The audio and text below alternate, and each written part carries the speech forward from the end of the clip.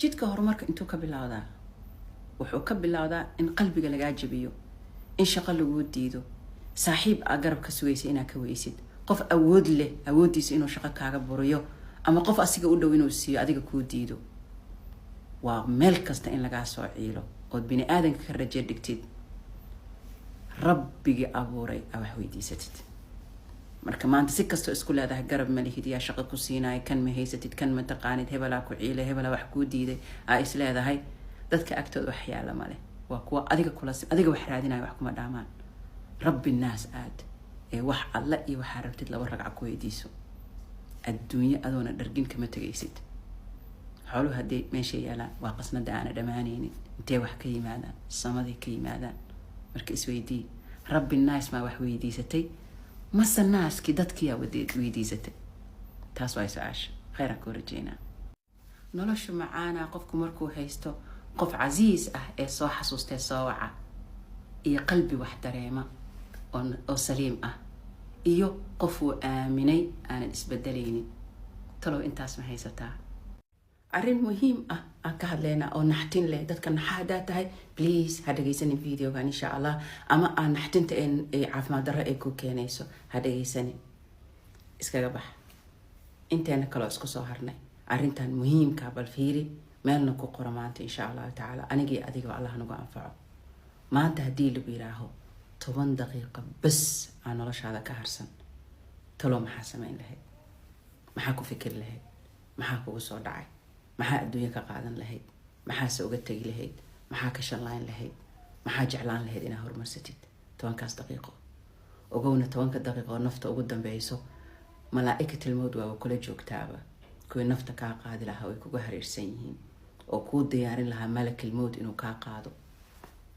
fikrad kastoo kugu soo dhacdo, shalayto kastoo kugu soo dhacdo, waa shaqo aan gadaal u dhiganayno. waa shaqo aan gadaal u dhiganaynin.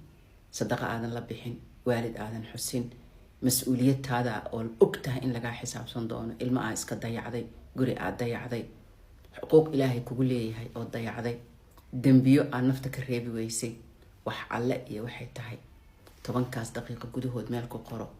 saa u ogaatid adduunyadu maalin bayna run 10 daqiiqo kaaga dhimnaan doontaay. bal talo maxaa horumarsanay? maxaana dib marsanay? maxaan dembiyoo galnay? maxaa ilaahay subxaana wa tacaala ugu tegi doonaa? maxaan sheegi doonaa? camal dambe meel lagu shaqaysanayo nagama horeeyo. dhulka hoostiisa milyano sano aan ku jiraynaa intuu ilaahay ugu talagalay.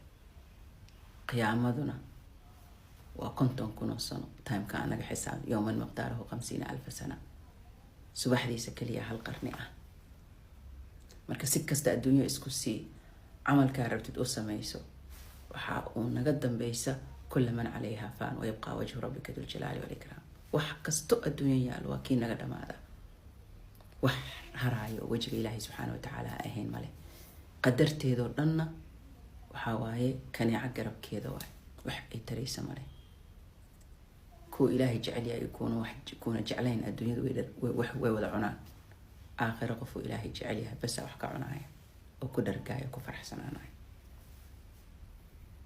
ilaahu khayrkana waafaji anagoo dhan yaa rabbi yaa raxmaan. adduunka meeshaa ka joogta ilaahay dembigaaga ha cafiyo, dembigayga allaha cafiyo, waalidkeena allaha cafiyo, muslimka oo dhan allaha cafiyo, khayrka allahana waafajiyo, ummad rabbigooda u laalaabato oo khayr la kulanta allah naga dhigo. aakhirana yaa rabbi yaa raxmaan ilaahay oo raalli naga ah maaragsi kuwa tago oona murugoonin allah naga dhigo. ilaahay firdowsaa nagu balamiyo kulligeena asku aragnay insha allah tacaala. adduunyada meeshaa ka joogtid waqti alli waqtiga videogan ku imaanaa. ilaahay firdowsaan kaaga tooga, nafteeda nooga tooga, intaan aqaani waalidkeyga iyo familkeyga iyo awlaadeyda iyo kulli intaan jeclaa uga tooga. adna sidoo kale khayra kuu rajeynaa. asalaamu calaykum. arrin muhiima ka hadlaynaa. dadka walwala haddaa tahay ama naxo hadda meeshaan insha allah iskaga bax, ha dhegaysana videogan. inta kale oo maaragtay waxyaabaha aad adag dhegaysan karto maanta haddii lagu dhaho 10 daqiiqo bas aan noloshaada ka harsan, maxaa taloo samayn lahayd? fiiri waxyaabaha koowaadii kugu soo dhaco 10 daqiiqo kadib adduunkan way kaaga dhamaatay.